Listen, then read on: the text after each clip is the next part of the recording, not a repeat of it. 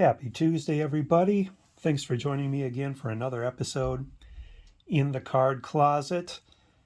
So, less than 20 minutes ago, Big Papi was announced that he'll be in the class of 2022 for the Hall of Fame.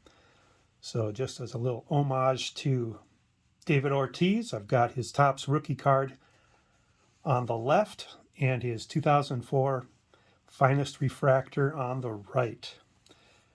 So I was glad to see him get in. Nobody else got in, as I'm sure you're all aware. Maybe someday I'll do a video on my thoughts about the Hall of Fame.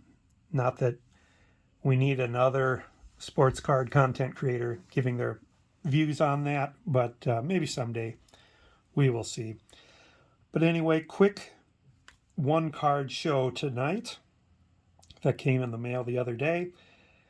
If you watched an earlier episode when I showed my 1947 Boston Red Sox team set, you saw that I had a Ted Williams team issued picture in there because I didn't have an actual card of him.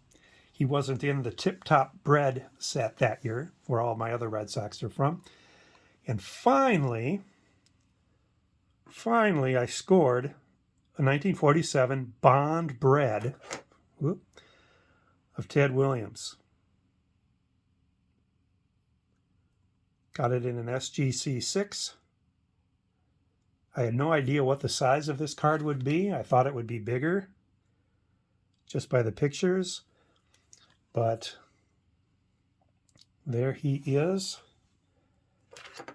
So that will go into my team set for 1947, replacing the other one, the team issued photo pack.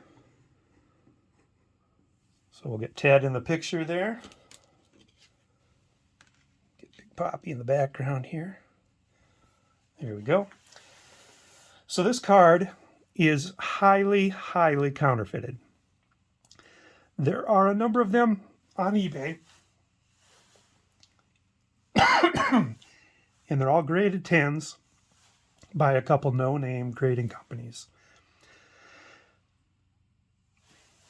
That's the telltale sign that they're counterfeit. And there's a bunch of them like that. So to actually find one in a PSA or an SGC or a Beckett slab is pretty tough to do. Another thing that is a little bit off on these, the ones you see on eBay, is the corners. The original 1947 Bond Bread cards had rounded or hexagon cut corners. So as you can see, they're not necessarily even, but they are cut. That's the cutting technology in 1947 there. I found out from Vintage Oddball Cards that all these 1947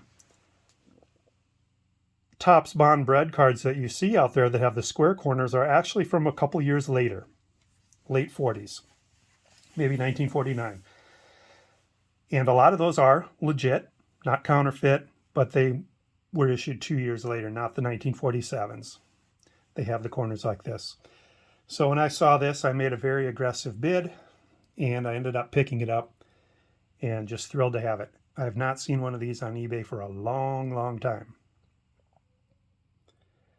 So that will join the team set, and my 1947 Ted Williams picture pack is available. All right, and then one more quick question for you all. And this has to do with the tracking numbers that you get from the U.S. Postal Service. Would love it if you would leave your experience in the comments.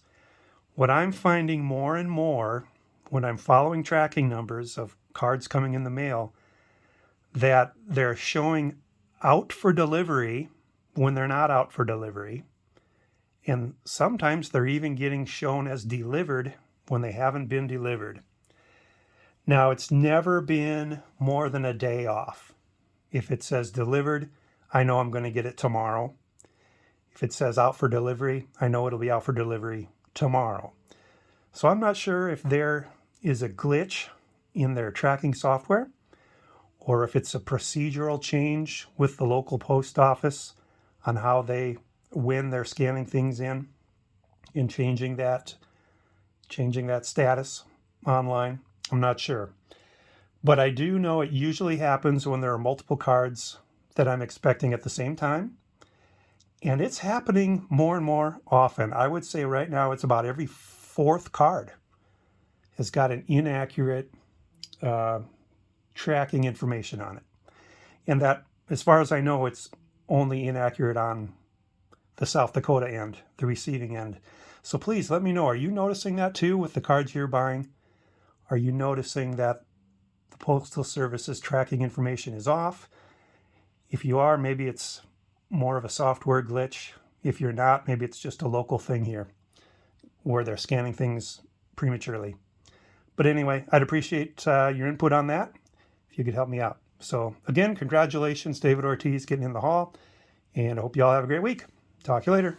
Bye.